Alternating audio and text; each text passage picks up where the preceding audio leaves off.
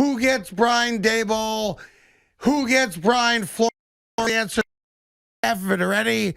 Will the Giants get the guy they want? Good afternoon, Evan. How are you today, Ken? Today has been a very good day for the Giants. Would you agree with that? Very good day for the Giants? Very good day for the Giants.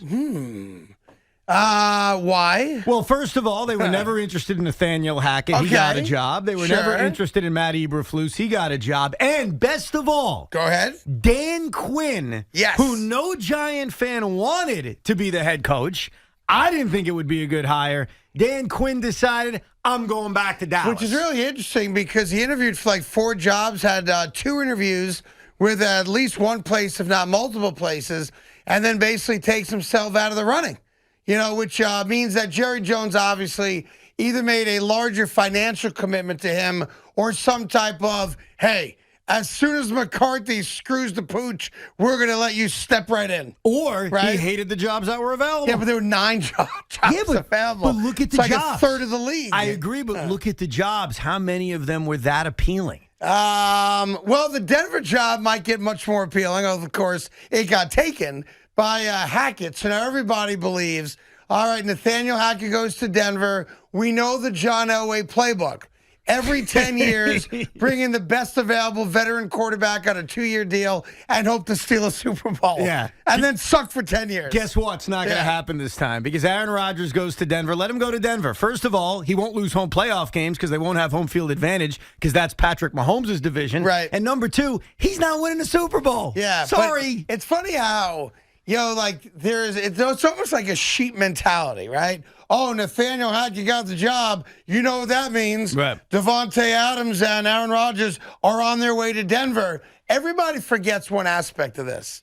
And it's a similar aspect that we have in New York with certain athletes, obviously.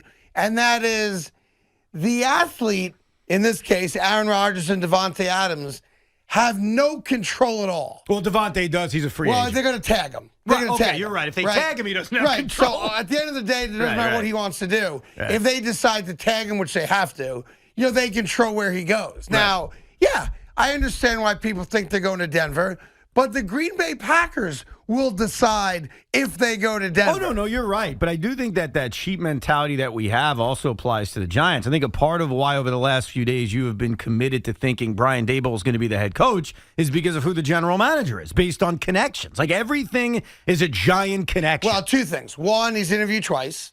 1 in person, 1 via Zoom. Right. 2, obviously, the connections, which, to be fair, Leslie Frazier has the same connection He does. As Brian Daboll. But 3, and not even because of the game against Kansas City or that he's obviously a hot candidate or anything like that. It's really what was the underlying focal point of the introductory press conference. Oh, the quarterback. With Shane. Not even the quarterback. I'm going to hire a guy that I know I can work with. Right. That I'm on the same page with. That I like Apple Jacks. He doesn't like Cheerios. Right. He likes Apple Jacks. Right. That's why. And that guy, so they already have, what is it, a 3-year, 4-year working experience together? From that standpoint and his familiarity working with a young quarterback who's become a star, on paper, he seems to make the most sense. But today when Brian Flores meets with Joe Shane, you never know. It could be like one of those dates that you have where right out of the gate you just click. Or maybe the opposite, where right out of the gate you've got your friend calling you, giving you a code word so you can get the heck out. Here's what the Giants need. If you're a diehard Giant fan, I know you're going to say at the end of the day it's not material, but I think it is. It looks like, I think we'd all agree, that for the Giants it's coming down to either Brian Daboll or Brian Flores, right? That's the way it feels, yeah. They seem to be the 2 lead candidates. I think, last week I thought Flores was a lock. Now I think Daboll's getting the job. Then a report comes out, Pat Leonard had in the Daily News late last night, that some people, because I know it's been disputed by other folks, but there was a 4-hour period yesterday where the word was that Brian Daboll is the number 1 choice for the Miami Dolphins. Right. That's the guy they want. Right. So what's interesting is that if I was a Giant fan, I don't care if it's Flores or Daboll, I think I'd like to say yes to both guys. I'd be thrilled with either guy. I think both feel like good hires right now. But I want to make the decision. Right. In other words, if I'm a fan, if the Miami Dolphins hire Brian Daboll tomorrow, and I announce Brian Flores, who has not yet met with the Giants, I think that happens tomorrow, and I announce Brian Flores the next day. Flores today, by the way. Is it today? Okay. Yeah, I think Leslie Frazier is tomorrow. Yeah, okay. It's almost like the image of, well, the Dolphins took our guy. We went with our second choice. You follow me? Sure. So if the New York Giants want Brian Daboll, and I think we'd all be okay with that, go ahead and sign him today. Just get it done. If he wants the job. Yeah, apologize to Flores, apologize to Leslie Frazier. Get it done, because if you're not sure, or if he is the guy, but you want to be respectful and going through the motions with the Flores interview and ultimately the Leslie Frazier interview, and the Dolphins signed Brian Daboll, it looks like another team took your guy. Nah, but you know what? And I don't like the image of that. Forget images. What you've got to do. It's all about image. No, it's about hiring the right person. But it's image. No. Who cares about image? Well, I think Giant fans care about image. You know what? Yes. Yeah. If they hire Patrick Graham, if they hire Leslie Frazier, if they had hired Dan Quinn, I get it. A lot of Giant fans would have hated the hire, and they wouldn't have liked the imagery of the hire. But you've got to bring in the guy. If you're Joe Shane, this is your first GM job. It may be your last GM job. There's no guarantee you're going to get a billion cracks at it. Go That's ask true. John Idzik, okay? Right. Ask Jerry Reese, who won a Super Bowl, 2 of them. Sure. He hasn't got another opportunity. You've got to bring in the right guy. And you can't care, no offense, what you think, what Big Mac thinks, or what the imagery is. You have to interview Brian Flores today. You've got to see what his answers are about what happened in Miami, how he built a coaching staff, and get a feel of if that connection will work. You can't rush because you're afraid. You know what team rushed because they were afraid? I don't. The New York Jets did that when they hired Todd Bowles, where they were afraid of, well, we're not going to have a chance to interview Quinn. It's amazing it comes back to Quinn because of his Super Bowl run that he was on. Right. And so they felt, we got to move on Todd Bowles. Someone else is going to get him. No. Hire the guy that you think is the right head coach. And here's the great news for the Giants. I read that report last night about the Dolphins and Brian Daboll, and they're a threat, absolutely. But I also read this morning that the Dolphins are going to wait. They're going to wait till next week. Okay. If you've decided after the week of interviews, you're the New York Giants, that Brian Daboll's your guy, then put a contract in front of him and say, here's the deal.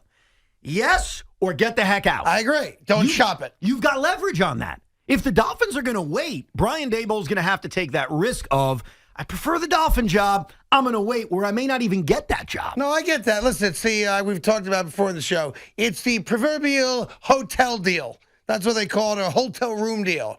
And that is, here's the offer. If you leave the room without signing it, it goes away. Because what the Giants don't want, because then there is egg on your face, the New York Giants offered Brian Daboll a 5-year, $30 million contract, and he says, I'll get back to you, and goes down to South Florida and signs a deal with the Dolphins. Right. That'd be embarrassing. Now, it doesn't mean a damn thing when it comes to are they going to win or lose next year, or if Brian Flores is a good candidate or not.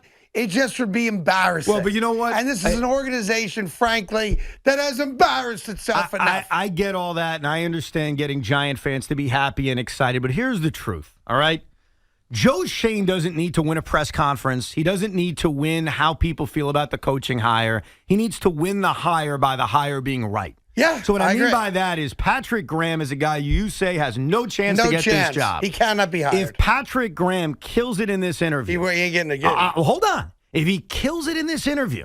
And Joe Shane, who's got no reason to pick Patrick Graham. It's not like he was here last year. Right. But he believes strongly this is the guy. He has to make that hire. Yeah, he's not. Because winning the popularity contest this week means nothing. You know who won a popularity contest? Joe Judge's press conference. Joe Judge won the Adam Gase and how'd did that not. go? How'd that go? No, it didn't work out well. So I get why you say, and why a lot of Giant fans would say, you can't hire Patrick Graham, or you can't hire Dan Quinn even though he's out, or you can't hire Leslie Frazier. What Joe Shane's got to do is he's got to pick the right guy, because that's how he's going to be judged. He's not going to be judged on how we feel today in January. He's going to be judged on the results of the hire. Yes, not making you happy, not making Big Mac happy. But listen, there's short-term and long-term. The short-term win is you want the fan base to like it because that's a good way to start your tenure off as GM. Long-term is far more important. Of course. But I can tell you as a fact, if Saturday afternoon Ian Rappaport comes on the radio and goes, the New York Giants have come to terms with Leslie Frazier, Giant fans are going to be pissed off. But you know what? Yankee fans were pissed off when they hired Joe Torre. But they're going to be pissed. But you know what? If you're Joe Shane, I'll live in this moment. If you're Joe Shane, I'll give him this advice. Go. Don't hire somebody based on popularity and making some fans happy. Yeah, well, hire the guy that 5 years from now we look back on and we say that was a great hire, and that's what turned this franchise around. You're not wrong when you say Giant fans will be pissed off, disappointed, whatever. We'll take 5 hours of phone calls. Shane doesn't know what he's doing. Leslie Frazier's a loser. And then we'll save every last clip of you, of even me, and of every caller. And maybe 5 years from now, that will be as cold of a take as Clueless Joe. Well, we'll find out. We'll get you taking all that. Plus, we have come to the final crossroads, I believe, in the Nick career of Julius Randle. Last night, again, just brutal. Rightfully so, gets benched for the fourth quarter, and then he no-shows the press after the game. Julius Randle is now dead. He is no longer a Knick. He's no longer a New Yorker. I will not be shocked if his wife and beautiful son no longer go to Knick games at the Garden, which is the next thing I'd look for in the sad evolution of a promising Knick career. But it's over. It's a failed experiment. It's a disaster. He doesn't deserve to rock the NY on his jersey. He doesn't deserve to play at Madison Square Garden. And I'm not even talking because the Knicks are a below 500 team. He has had the single quickest fall from grace of any professional New York athlete I can think of. There have been other falls from grace, but his has to be the fastest of all time. We'll get into that with you as well. And we're going to have a little fun today, Evan. I'm sorry. I'm just laughing at everything you said. Yeah. You lost again last night. All right? That's okay. Yeah. What did you say about Julius Well, again? I said you're under 500 at home. Hi.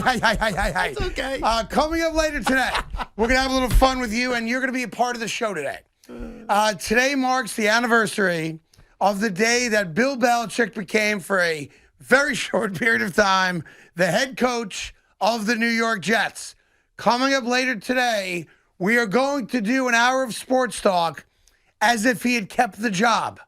We'll walk you through what your role in this is, but the fantasy of Belichick not signing that napkin will come to fruition later this afternoon. And you may hear things along the lines of, I don't know, Evan, I think you got to put Woody Johnson up there with George Steinbrenner as arguably the greatest owner of all time.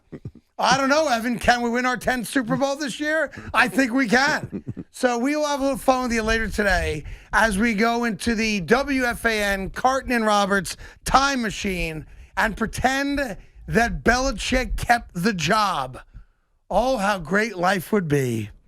We'll get to that later today. We'll get your calls as well. 877-337-6666. We got Pete Alonso later today, as tonight is the big night. The big Pete Alonso, Carton Roberts comedy show is tonight, and Pete is flying in today, so we hope to talk to him a little bit later on this afternoon as well, because he's going on stage tonight to tell, as he said to us, the one joke I know. We'll find out what that is. You know why I'm not later. afraid of the snow? Because my nickname's Polar Bear. Yeah, Will that be the joke? Okay. I hope not. You know what? The Met fans that are there will laugh anyway. Yes, they would. Guaranteed. Tonight's going to be the greatest crowd ever for a bad comic. Yeah, all you got to do is show wearing a Mets hat. That's it. Yeah. I have to go find a New York Mets hat to wear to tonight's show, because right now I got my Islander hat Aren't you on. still a Yankee fan, though, right now, Well, technically? but, yeah. It hasn't expired. You're a Yankee fan. On Well, opening day of you know. this upcoming year, if there is an opening day. You're going to have 400 Met fans in one building tonight. I ain't rocking a Yankee hat. I dare you to. Well, if you dare me, I'll do it. Yeah, do it. All right. Be who you are. You're a Yankee fan. Well, I'm in the moment. I'm a Yankee fan. Yeah. Do I have a Met hat here? No, but you got a Yankee All-Star Game hat that you think is awesome. Put that on. Which one? The oh, teal one? yeah. You know what? Put the I teal should one rock on. that one, yes, right? I think you should, yes. I do have a Yankee All-Star Game hat.